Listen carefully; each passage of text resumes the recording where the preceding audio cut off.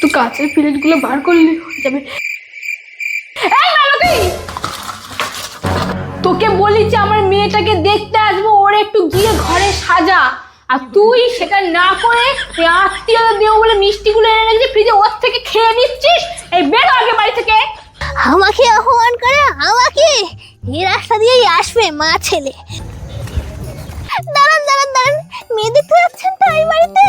হ্যাঁ, কি হয়েছে, কি ব্যাপারটা কি? ওই বাড়িতে যাবেন না, মেয়েটা একদম ভালো না, কথা জনের সঙ্গে চক্কর টক্কর চলছে, বেকার সময় নষ্ট না করে বাড়ি যান। খোকা আগে আগে বাড়ি চল। আরে মা তুমি থামো না, এসেছি যখন একটু ঘুরেই যায় না। আর তাছাড়া পাড়ার লোকের কথা শোনাটা কি ঠিক হবে? দেখ খোকা, এই বিয়ে থাকার ক্ষেত্রে না পাড়ার লোকের কথা শুনে সবকিছু করতে হয়, তুই চল।